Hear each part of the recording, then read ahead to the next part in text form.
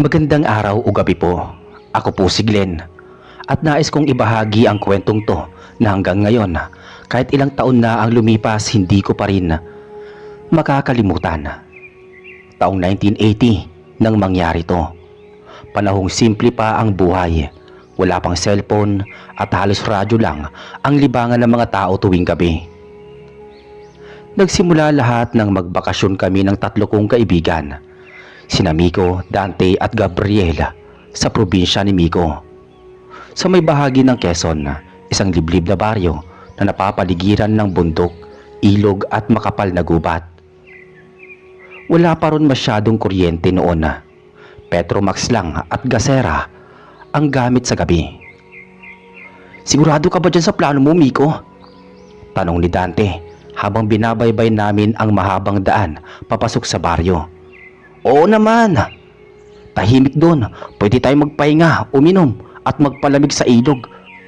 Saka may pesta din sa kabilang baryo. Baka makikain tayo." Si Gabriel tahimik lang, nakatingin sa bintana. "Ang dami palang puno dito, parang gubat." "Totoo. Parang walang bahay, puro kakahuyan. Baka dito nagtatago yung mga aswang na sinasabi sa radyo eh," sabi ko naman. Napangisi si Miko. "Hindi aswang ang sikat dito, Glenn. San Telmo daw. Asul pa nga ang kulay eh." Nagkatinginan kaming tatlo. "Mutya ng asul na San Telmo?" tanong ni Dante, parang nakaramdam ng kilabot. Oo. Sabi ng lola ko, pag may nakita kang apoy na asul na umiikot sa may ilog, huwag mong lalapitan kasi may mutya yun sa loob. Kapag kinuha mo, para kang isusumpa." Napatawa ako noon. "Sumpa agad? Baka ilaw lang yun ng tao o gasera ng mangingisda." "Hindi, Glenn. Hindi raw ilaw ng tao yun. Lumulutang daw kahit walang hangin. Minsan bigla na lang naglalaho kapag may lalapit," sabi naman ni Miko. Tahimik kami sandali. Ang tunog lang ng makina ng jeep at hampas ng hangin ang naririnig namin. Habang palalim ng palalim ang dinadaanan naming daan, ramdam ko na rin ang kakaibang lamig. Pagdating namin sa bahay ng pamilya ni Miko, isang malaking bahay na gawa sa kahoy at may bubong na pawid. Sinalubong kami ng nanay niya. "Mga anak, pumasok na kayo. Baka gabihin pa kayo sa daan." Ngumiti lang kami at nagmano. Patapos naming maghapunan, naglatag kami ng banig sa may balkonahe.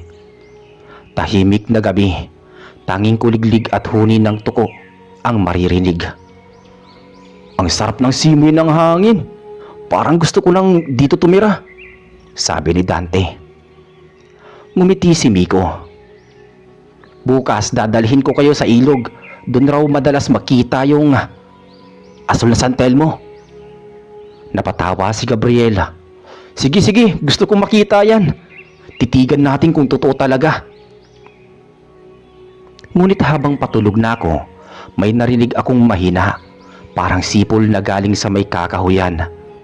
Pagmulat ko, nakita kong kumikislap ang kakaibang liwanag sa may dulong bahagi ng ilog. Malayo pa pero malinaw sa dilim. Asul yun, maliwanag, parang lumulutang. Kinusot ko ang mata ko. Baka namamalikmata lang ako pero hindi. Nandun pa rin. "Glenn, alika, nakikita mo rin ba yan?" Mahinang tawag ni Miko mula sa tabi ko. "Oo eh. Ano yun?" "Asul na San Telmo," sabi niya, halos hindi makapaniwala. Bago pa siya masagot, biglang nawala ang liwanag. Parang pinatay ng hangin pero walang ihip ng hangin noong gabing yun. Kinabukasan, bumaba kami sa ilog. Ang paligid ay puro puno ng kawayan at matatangkad na nyog. Ang tubig ay malinaw at sa ilalim ay may mga batong makikintab na tila kumikislap kapag tinatamaan ng araw. Habang naliligo kami, biglang nagsalita si Dante. "Alam nyo, baka may mutya talaga dito. Tignan nyo yung mga bato. Parang may asul na kislap," sabi niya. "Baka yan yung sinasabi ng lola ko. Kapag may asul na batong ganito, Huwag daw pipiliting kunin. Kasi kapag naistorbo mo yung bantay ng mutya, susundan ka raw nila. Sabi naman ni Miko. Umiling ako. Hindi ako naniniwala sa ganyan, Miko. Hangin lang yung nakita natin kagabi. Ngunit napansin kong tahimik si Gabriel. Nakaluhod siya sa tubig. May hawak na maliit na bato. Oy Gabriel, ano yan? Tawag ko. Pinahid niya ng kamay ang bato at laking gulat namin nang kumislap iyon sa araw. Kulay asul na malinaw, parang kristal. Teka, baka yan na yung sinasabi ni Miko. Sabi ni Dante. Ibalik mo na lang yan. Dagdag pa niya. Pero ngumiti si Gabriela. Kung totoo ngang mutya to, ay baka swertihin ako. Sabi naman ni Gabriel. Gabriel, huwag mong biruin yan. May mga nawala rito noon dahil sa mutyang yan. Hindi siya nakinig kay Miko. Nilagay niya sa bulsa ang bato. Walang nangyari buong araw.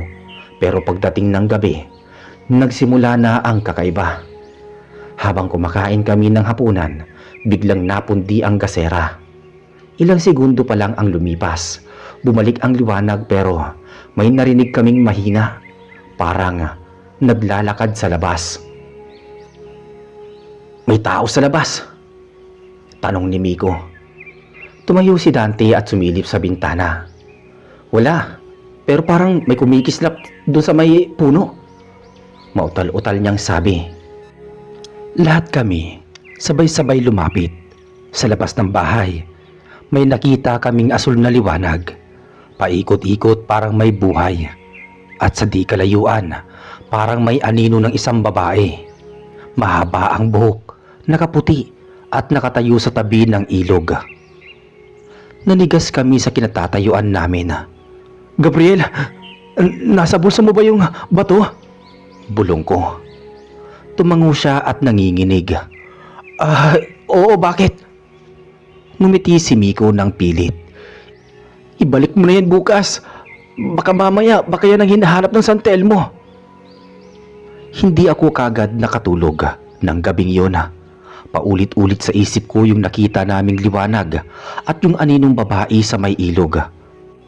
Tahimik lang ang buong paligid pero sa tuwing pipikit ako, para bang nakikita ko ulit yung kulay asul na apoy na umiikot sa dilim. Bandang hating gabi may narinig akong kaluskos sa labas. Dahan-dahan akong bumangon. Si Miko at Dante mahimbing pa ang tulog, pero si Gabriel wala sa banig niya. Gabriel! Mahinang tawag ko, walang sumagot. Lumabas ako sa balkonahe at doon ko siya nakita nakatayo sa ilalim ng buwan, nakatingin sa direksyon ng ilog. Hawak niya sa kamay yung mutya, kumikislap pa rin, kulay asul, parang may liwanag na buhay. Gabriel! Sigaw ko, pero hindi siya lumingon. Lumapit ako ng marahan. Paglapit ko sa kanya, ramdam kong malamig ang paligid. Parang amoy na kakaiba, halong asopre at bulok na dahon. Pagtingin ko sa mukha ni Gabriel, maputla siya at parang wala sa kanyang sarili. Ano ginagawa mo rito? Tanong ko, halos pabulong. Ang ganda niya, Glenn. Sabi niya. Hindi ako tinitignan. Yung babae, tinatawag niya ako. Dagdag pa niya. Kinilabutan ako. Anong babae? Tumingin siya sa ilog. Yung nasa tubig. Sabi niya, ibalik ko raw sa kanya yung mutya pero parang ayaw ko. Gabriel, tama na yan. Pumasok na tayo. Sabi ko. Ngunit bago ko siya mahila, biglang umihip ang hangin. Malakas, parang bagyo. Sumabay dito ang pagliwanag ng paligid.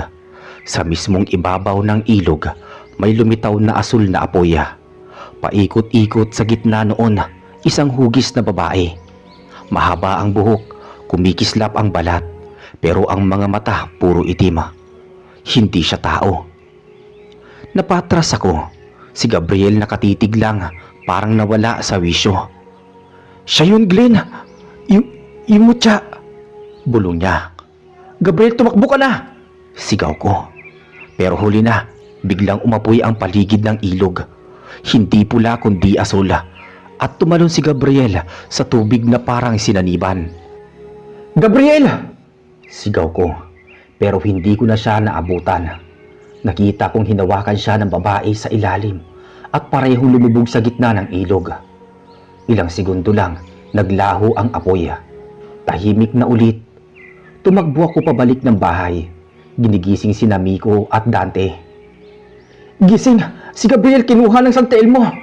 Pati yung gabay nito! Nagulat sila. Ano? Anong ibig mong sabihin? Tanong ni Miko sabay tayo. Dali-dali kaming bumaba, pero pagdating namin sa ilog, wala na si Gabriel. Wala ring bakas ng apoy, tanging kalmadong tubig lang ang naiwan. Parang walang nangyari. Kinabukasan, naghanap kami. Tumawag pa si Miko ng mga taga-baryo para tumulong sa amin. May mga mangingisdang sumisid sa ilog pero walang katawan. Ang sabi ng matandang nanay ni Miko, pag kinuha ng San Telmo, hindi na pinabalik. Tahimik kaming tatlo. Si Dante nagalit. Dapat hindi na tayo pumunta rito kung hindi niya pinulot yung bato. Ngunit bago pa niya tapusin ang sinasabi, biglang lumabas ang isang matandang babae sa may tabi ng daan. Tinutukan niya kami ng tingin. May dalang sumpa ang mutya. Hindi basta nawawala ang ninanakaw sa kanya. Lola, ano pong ibig niyong sabihin? Tanong ni Miko. Yung asul na San Telmo, hindi lang apoy yon. Isa siyang diwata ng ilog. Noon pa may lalaking kumukuha ng mutya niya. Ginantihan niya at sinaniban hanggang sa lamunin ng apoy. Ang ginawa ng babae, ginawang tagapangalaga ng ilog ang kaluluwa ng lalaki. Napatigil kami. Ibig niyong sabihin, si Gabriel. Tumango ang matanda. Isa na siya sa mga bantay ngayon. Hindi kami nakapagsalita. Parang sumikip ang dibdib ko sa narinig. Lumipas ang 2 araw, hindi pa rin kami umaalis sa baryo. Si Miko ayaw umuwi nang hindi nakikita si Gabriel. Pero ramdam naming lahat na wala na talaga siya. Isang gabi habang umuulan, nagising ako sa kaluskos sa labas ng bintana. Paglingon ko, may kumikislap na asul sa dilim. Dahan-dahan akong lumapit at sa labas ng bintana nakita ko si Gabriela. Basang-basa siya, maputla pero nakangiti. Glenn, hindi ako masama. Nandito lang ako. Gabriel, paanong... Halos mabitawan ko ang gasera. Ngunit bago pa siya malapitan, lumabo ang imahe niya at sa halip na katawan, naging asul na apoy na lang siya. Umikot sa harap ko tapos biglang tumagos sa dingding at nawala. Sumigaw ako. Nagising si Miko at Dante at nakita nila akong nanginginig. Anong nangyari? Si Gabriel, nandun sa labas pero apoy siya. Kulay asul. Walang nagsalita. Ang ulan lang ang maririnig. Kinabukasan, pinuntahan namin yung ilog. Sa gitna may lumitaw na maliit na asul na kislap sa ilalim ng tubig. Parang may mata na nakamasid sa amin. Hindi tayo ligtas dito. Kailangan natin umalis, sabi ni Dante. Pero si Miko ayaw umalis. Hindi ko iiwan si Gabriel. Miko, wala na siya.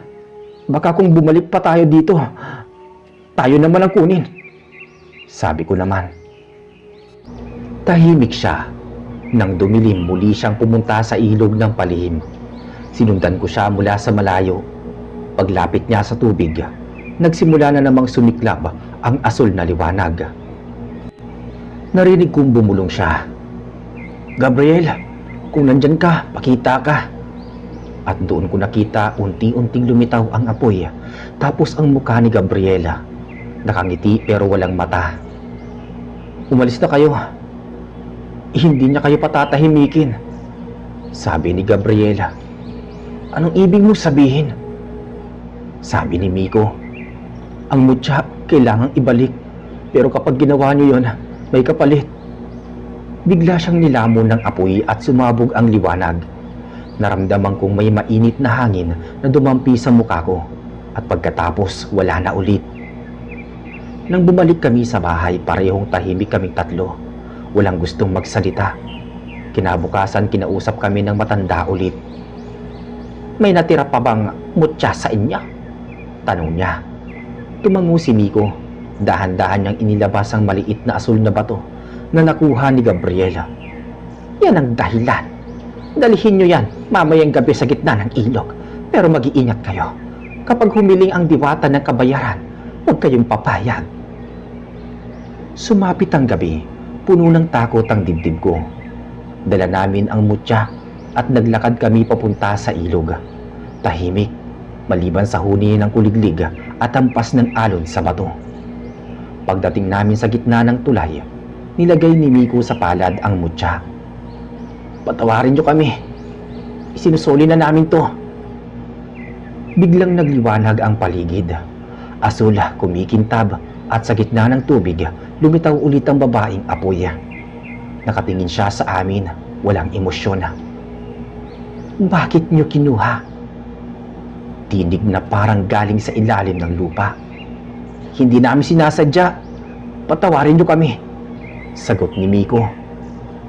Tahimik ito. Pagkatapos nagsalita ulit ang tinig.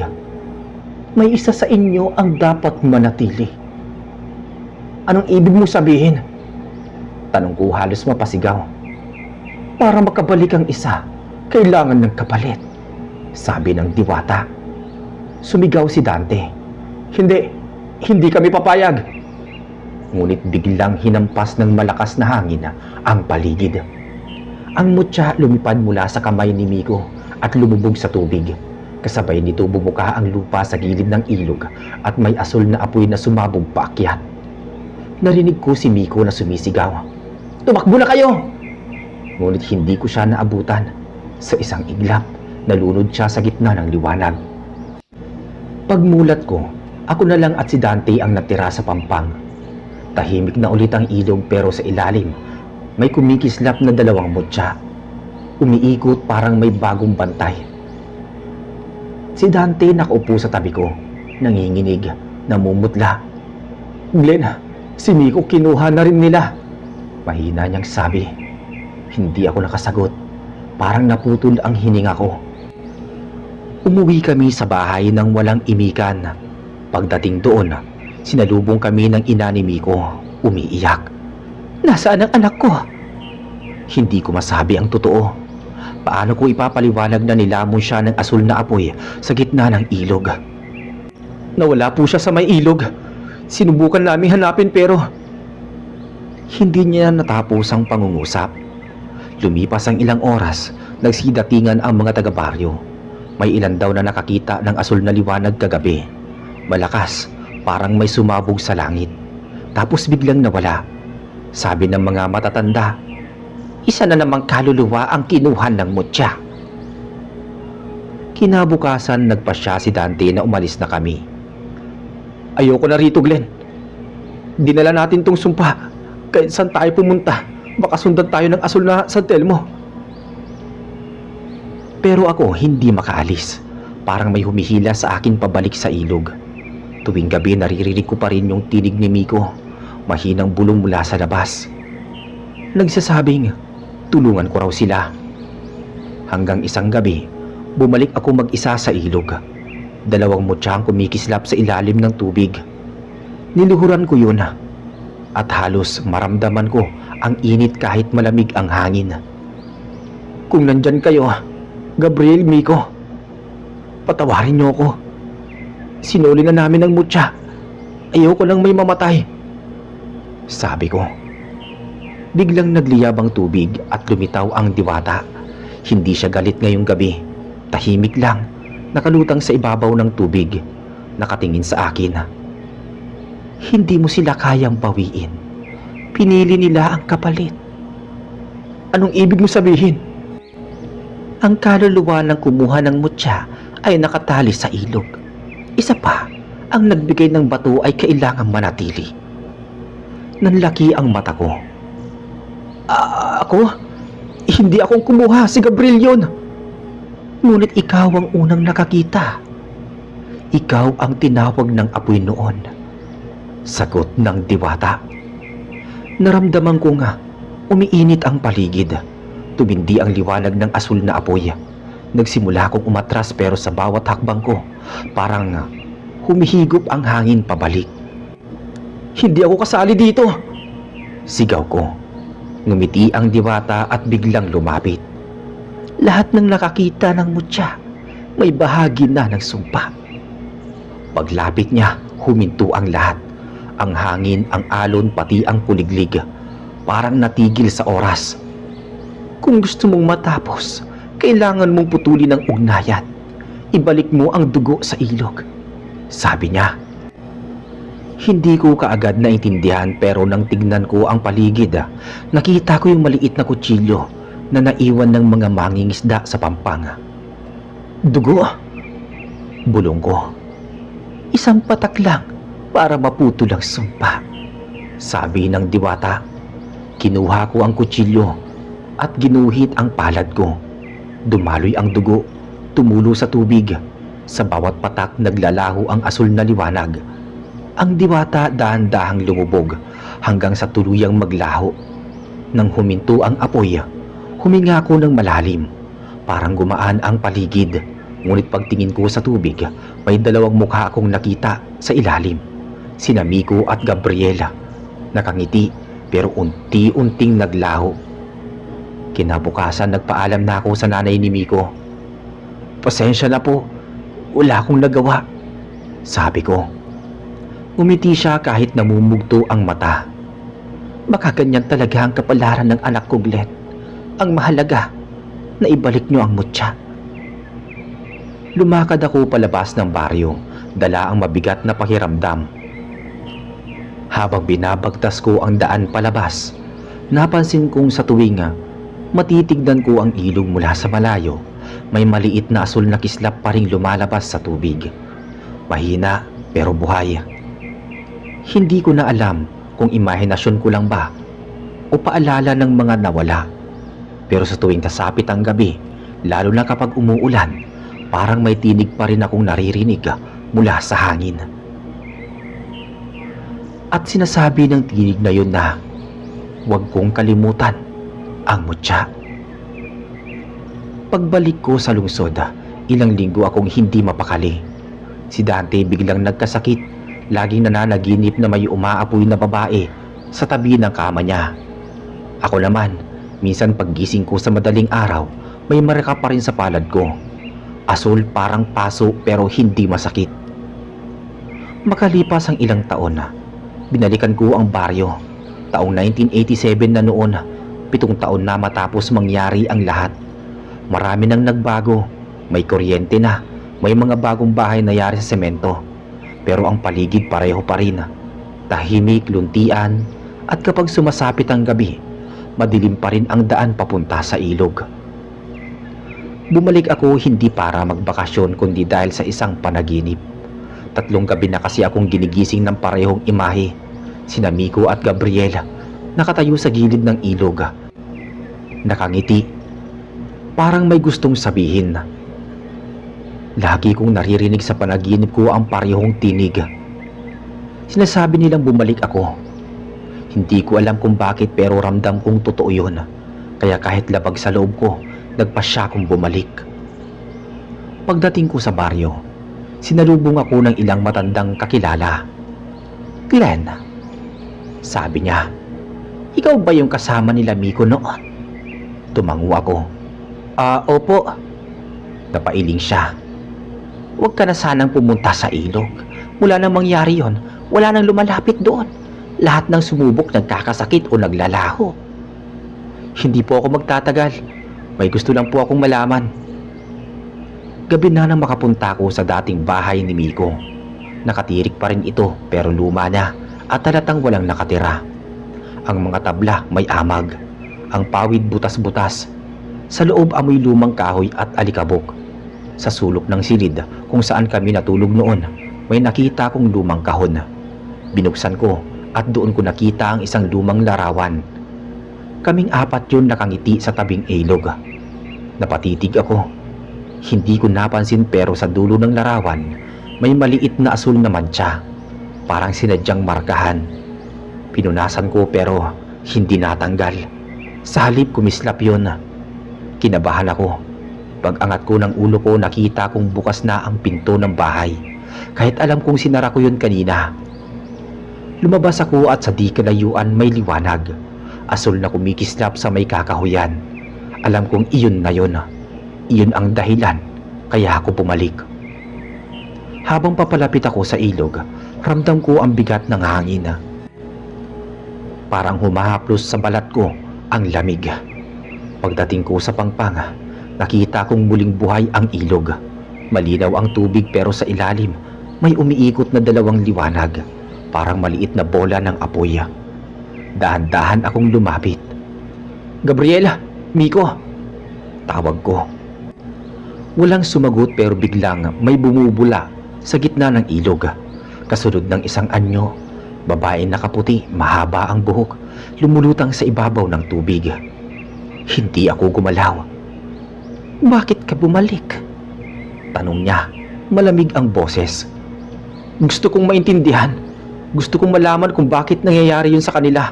At bakit ako hanggang ngayon parang may dala pa ring sumpa. Tahimik ang diwata. Tapos ay tumuro siya sa tubig. "Tignan mo." Lumapit ako sa tubig. At sa tubig parang may eksenang lumitaw. Nakita ko si Gabriela noong gabing hinawakan niya ang mutya. Nakita ko nga may kumapit sa braso niya.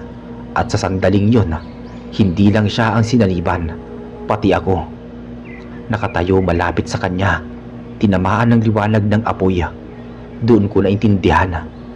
Bakit ako? Bakit pati ako? Ang mutya ay pumipili ng mga nakakita. Isa ka sa mga nakatali rito. Ang sumpa ay hindi lang para sa kumuha, kundi para sa mga nakasaksi. Gusto kong matapos na to. Ano bang kailangan kong gawin? Sabi ko halos mapaiyak. May isa pang mutya. Ang mutyang nagbubuklod sa tatlong kaluluwa. Isa sa ilalim ng tubig, isa sa hangin, at isa sa apoy. Kapag nahanap mo yon, mawawala ang lahat. Nasaan yon? Tanong ko sa diwata. Ngumiti siya ng mapait. Nasa taong hindi mo pa nakikita simula nang mangyari ang lahat. Wika ng nilalang.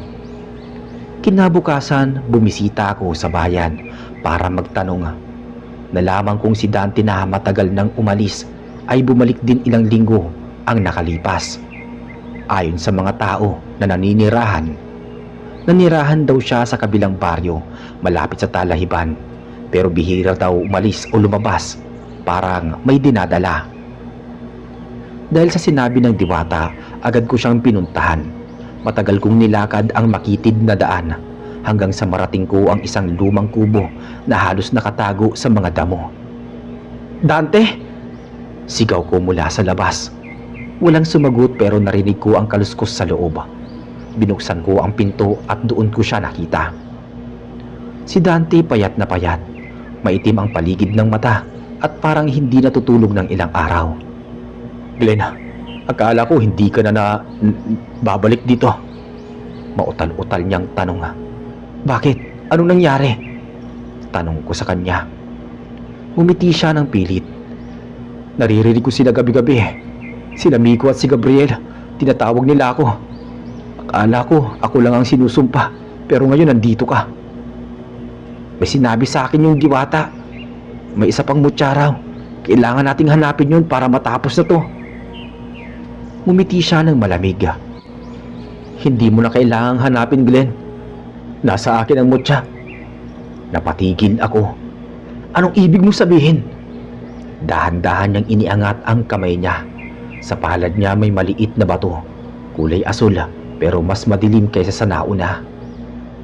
"Kinuha ko to nung araw na sinubukan nating ibalik yung una. Akala ko kung meron akong mayuwing isa, hindi na tayo masasaktan. Pero mali ako." Lumapit ako. Gusto kong agawin pero bigla siyang umatras. "Wag, Glenn. Kapag hinawakan mo to, baka ikaw naman ang kunin." Tanggalin mo na yan, isoli na natin, sabi ko. Umiling siya. Hindi na pwede. Nakaugat na to sa akin. Tuwing sinusubukan kong itapon, bumabalik sa kamay ko. Parang parte na ng katawan ko. Tumingin ako sa mata niya at doon ko nakita may liwanag na asul sa ilalim ng kanyang balat. Dante, may apoy sa loob mo. Tumulo ang luha niya. Alam ko, at tuwing gabi nararamdaman ko tong umiinit. Parang gusto niyang lumabas. Biglang lumakas ang hangin. Sumabog ang gasera. Sa dilim, unti-unting kumislap ang buong katawan ni Dante. Asul nagliliwanag, parang may sinusunog mula sa loob. Glenn, tumakbo ka na. Hindi ko na kayang pigilan to. Dante! Sigaw ko. Ngunit sa loob ng ilang segundo, lumabas mula sa kanya ang asul na apoy. Umikot sa paligid at sumabog sa bubong ng kubo. Napatras ako. Tinakpan ko ang mukha ko at narinig kong humiyaw siya. Pero hindi ko alam kung tao pa ba yun o hindi na. Pagtingin ko ulit, wala na si Dante. Tanging abo at ilang maliit na mutya na kumikintab sa lupa ang naiwan. Kinuha ko yun. Mainit pero hindi nasusunog ang kamay ko. At sa sandaling hinawakan ko yung bato, nakita kong nagdilim ang paligid. Tapos narinig ko silang tatlo, sina Miko, Gabriel at Dante. Sabay-sabay na boses na bumubulong sa tenga ko. Isa ka na lang, Glenn, sabi nila. Nangilabot ako. Binitawan ko ang bato pero dumidikit ito sa balat ko. Parang sinisipsip ang dugo sa palad. Sinusubukan kong tumakbo palabas ng kubo pero sa labas nakatayo ang diwata ng ilog. Nakangiti. Asul ang mga mata. Isa ka na lang na natitira. Ikaw ang magbabantay, sabi ng diwata. Hindi, ayoko! Ayoko! Maya-maya, nasunog ang paligid ng palad ko, pero hindi ako makabitaw. Patawarin niyo kami. Hindi namin ginusto to, sigaw ko ulit. Ngunit lumapit ang diwata, hinawakan ang ulo ko at sabay pumikit. Sa isang iglap, naramdaman kong parang may humatak sa loob ko. Mainit, mabigat, parang sinusunog ang kaluluwa ko. Ngayon tapos na ang sumpa. Ngunit hindi ka na makakaalis. Pagmulat ko, nasa tabi na ako ng ilog. Tahimik, maliwanag na ang araw. Pero ang kamay ko kumikislap. Sa ilalim ng balat ko may liwanag na asul. Dumadaloy mula sa palad hanggang braso. Tumingin ako sa tubig at nakita ko ang sarili kong refleksyon. Ngunit sa likod ko, may tatlong aninong nakatayo. Mga pamilyar ang muka. Sina Miko, Gabriela, Dante. Nakangiti ngunit malamig ang mga mata.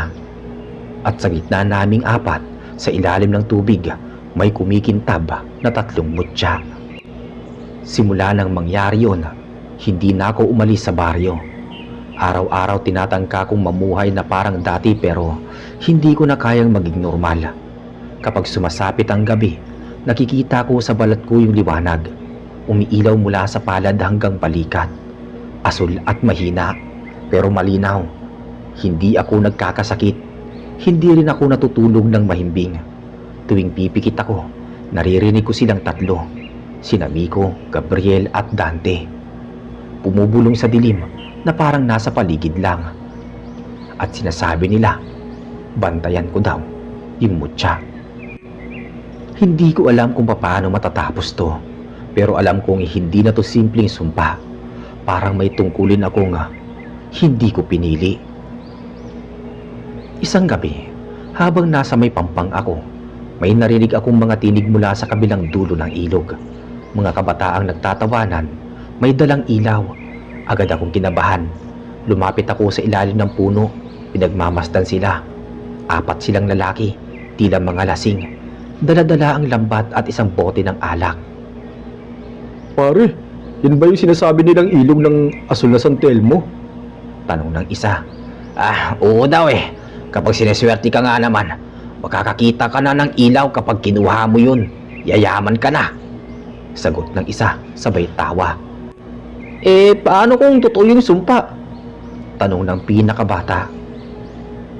Tigilan mo yan. Mga kwento lang yan. Tara, lublub na tayo. Gusto kong sumigaw.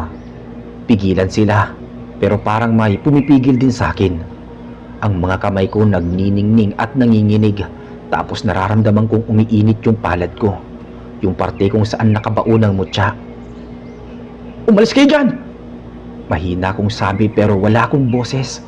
Parang nilamon ng hangin. Isa sa kanila ang lumapit sa tubig. Pare, may ilaw sa ilalim mo. Ang ganda. Sabi ng isa. Biglang nagkislapan ang paligid. Mula sa gitna ng ilog, umangat ang asul na apoy.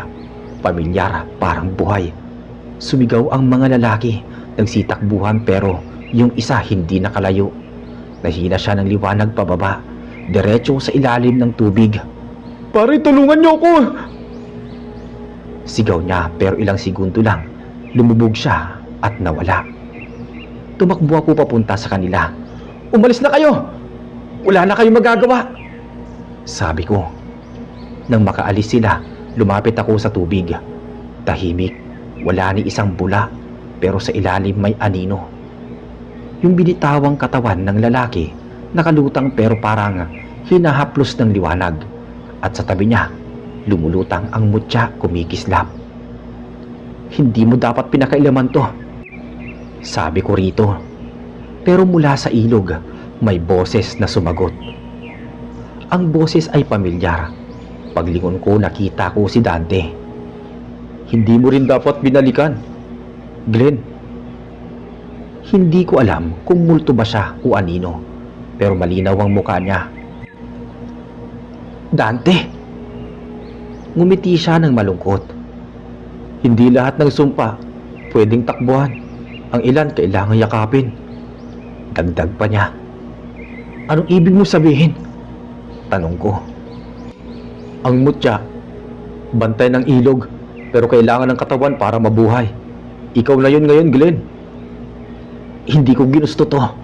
Gusto ko lang matapos ang lahat. Sagot ko. Walang wakas ang tubig, Glenn. Hanggat may tao na gagamit ng ilog, may magigising. Ang tanong lang, kaya mo bang manatili? Tumahimik ako sa di kalayuan.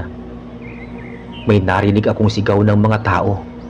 Yung 3 kabataang nakaligtas, tumatakbong pauwi. Naririnig ko silang sumisigaw ng, may sumabog na ilaw! May nawala sa tubig! At doon ko naintindihan, magsisimula na naman. Makalipas ang ilang araw, kumalat sa buong baryo ang balita. Lahat ng tao takot na takot. May mga batang umiiyak.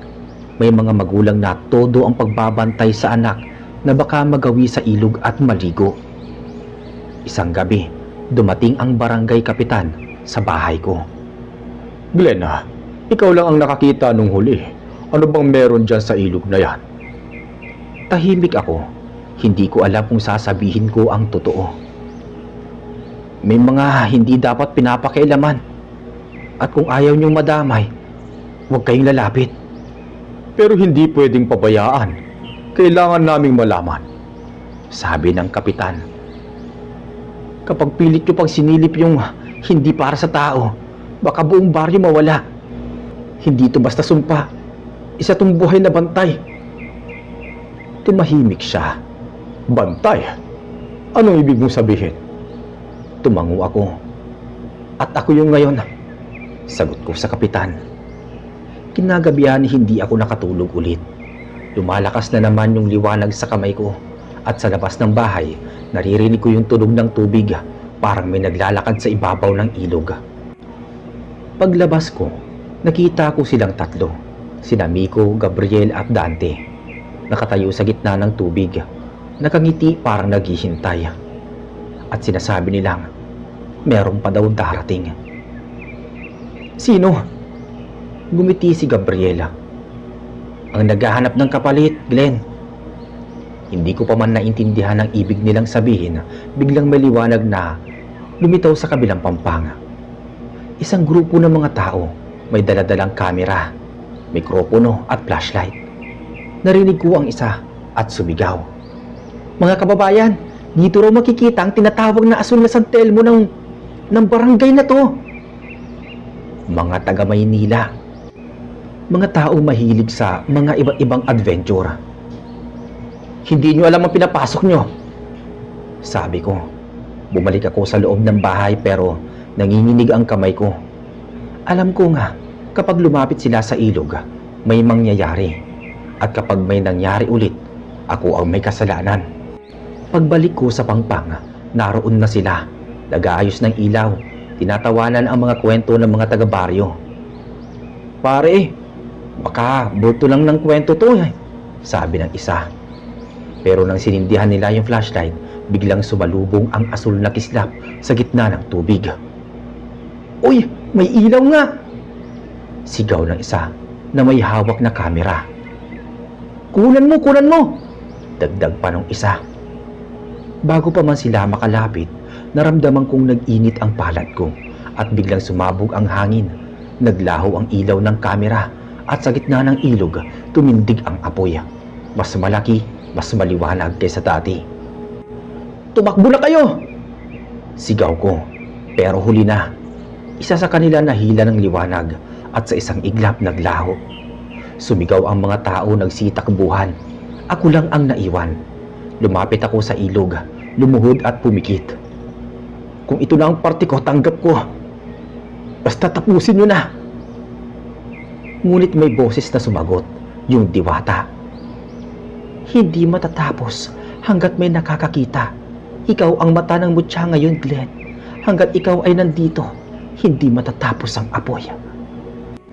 Simula noon ako na ang tinatawag ng mga tao bilang bantay ng ilog. Wala nang lumalapit pero tuwing gabi, nakikita pa rin ang asul na liwanag sa tubig. Minsan may mga dayong dumarating, mga turista, mga mapanuri, at kapag hindi nakinig, nawawala sila sa gabi. Walang nakakaalam kung nasaan ang katawan nila, pero ako alam ko, nasa ilalim ng tubig.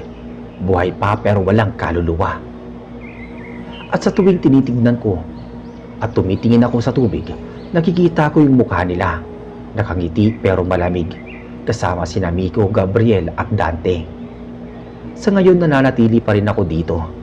Hindi ko alam kung hanggang kailan, pero alam kong habang buhay ako, dito rin ako bantay ng mutya. Bantay ng asula na San Telmo.